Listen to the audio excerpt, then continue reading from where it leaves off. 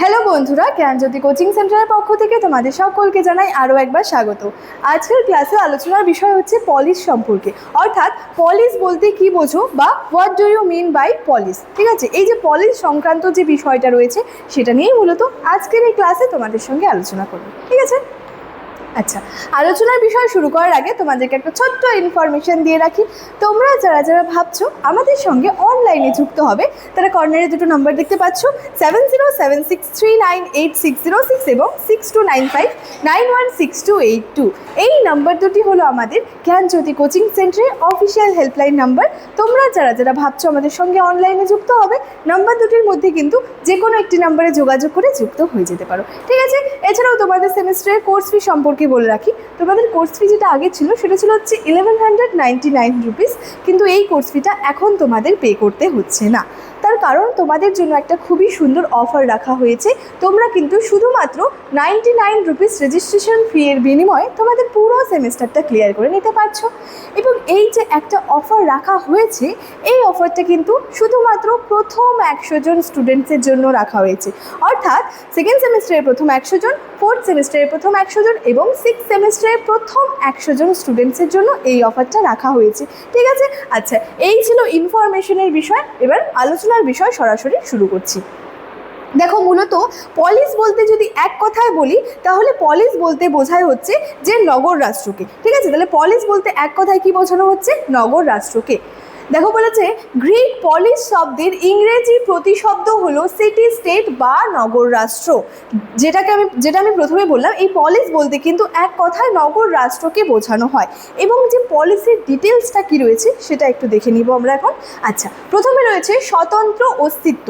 এখানে বলেছে প্রতিটি পলিস বা নগর রাষ্ট্র কেবল একটি শহর থাকতো এবং একটি পলিস অন্য পলিস থেকে সম্পূর্ণ কিন্তু আলাদা ও স্বতন্ত্র ছিল। ঠিক আছে, অর্থাৎ একটি পলিসে কি থাকতো? কেবল একটি শহর থাকতো এবং একটি পলিস অন্য পলিস থেকে কিন্তু কি হতো? পুরোপুরি কিন্তু আলাদা ছিল। ঠিক আছে, আচ্ছা, তারপরে রয়েছে শাসন ব্যবস্থা। অর্থাৎ শাসন ব্যবস্থার ক্ষেত্রে কি বলা হচ্ছে? পলিসগুলোতে সাধারণত রাজারা বংশ পরম্পরায় শাসন করতেন, তবে শাসন ব্যবস্থায় জনগণের প্রভাব ছিল। অর্থাৎ শাসন ব্যবস্থাটা কেমন ছিল? পলিসগুলোতে সাধারণত রাজারা বংশ পরম্পরার ভিত্তিতে কিন্তু শাসন করত এবং শাসন ব্যবস্থায় জনগণের প্রভাবটাও ছিল যথেষ্ট গুরুত্বপূর্ণ। তারা চাইলে কোনো অপছন্দের রাজাকে পদচ্যুত করতে পারতেন। অর্থাৎ তারা চাইলে যদি কোনো রাজাকে তাদের পছন্দ না হতো তাহলে সেক্ষেত্রে তারা কিন্তু সেই অপছন্দ রাজাকে পদচ্যুত কিন্তু করতে পারতেন। ঠিক আছে, আচ্ছা, এছাড়াও কি বলেছে দেখো, নগর রাষ্ট্রের শর্তাবলী। অর্থাৎ এই যে পলিস বা নগর রাষ্ট্র রয়েছে, এটার কিছু শর্তাবলী রয়েছে। কি রয়েছে? বলেছে প্রাচীন গ্রিক লেখকদের রচনায় পলিসের কোনো নির্দিষ্ট সংজ্ঞা না পাওয়া গেলেও, অর্থাৎ মানে এই যে প্রাচীন যে গ্রিক লেখকরা যারা রয়েছেন তাদের যে সমস্ত রচনাগুলি রয়েছে সেই রচনার মধ্যে কিন্তু পলিস সংক্রান্ত বা পলিসের যে সঠিক সংজ্ঞাটা সেটা কিন্তু পাওয়া যায়নি। তা সত্ত্বেও বলেছে যে অ্যারিস্টটল বা পৌসেনিয়াসের লেখা একটি আদর্শ নগর রাষ্ট্রের প্রয়োজনীয় উপাদান সম্পর্কে ধারণা পাওয়া যায়। কি বলা হচ্ছে? 170 খ্রিস্টাব্দের দিকে পৌসেনিয়াস গ্রিসের পেনোপিয়াস নামক ছোট্ট শহরকে নগর রাষ্ট্র বলতে চাননি। কেন বলতে চাননি? এবার তিনি তো এমনি বলে দেবেন না যে ঠিক আছে এটাকে নগর রাষ্ট্র বলা যাবে না, তার পেছনে নিশ্চয়ই কোনো কারণ আছে যার জন্য তিনি এমন বলেছেন। আচ্ছা, কারণ কি ছিল দেখো, বলেছে সেখানে বড় বাড়ি, জিমনাসিয়াম, প্রেক্ষাগৃহ, বাজার, জলস্তম্ভর মতো নাগরিক সুযোগ সুবিধার অভাব ছিল। অর্থাৎ এই যে পৌসেনিয়াস যে গ্রিসের পেনোপিয়াস নামক ছোট্ট শহরকে নগর রাষ্ট্র বলে আখ্যা দিতে চাননি, তার পেছনে তো কারণ ছিল। কারণ এমনি তিনি বলে তো দেবেন না যে এটাকে বলা যাবে না নগর রাষ্ট্র। কারণগুলির মধ্যে কি ছিল? সেখানে বেশ কিছু জিনিসের অভাব ছিল।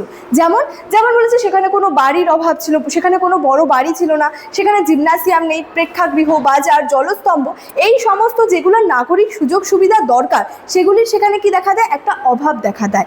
যার জন্য কিন্তু যে পৌনেসিয়াস আর কি গ্রিসের পেনোপিয়াস নামক ছোট্ট শহরকে নগর রাষ্ট্র বলে আখ্যা দিতে চাননি। আচ্ছা, বলেছে তার মতে নগর রাষ্ট্র কেবল মানুষের জনসমষ্টি নয়, বরং সেখানে উন্নত নাগরিক জীবনের সব যে সুযোগ সুবিধাগুলো থাকা আবশ্যক।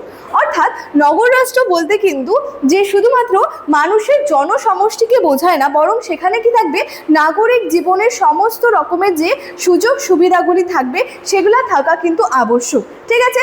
আচ্ছা, তারপরে আমরা দেখব যে অ্যারিস্টটলের মতবাদ, অর্থাৎ এই সম্পর্কে অ্যারিস্টটল কি মতবাদ দিয়েছেন এই বিষয়টা কিন্তু আমরা দেখব।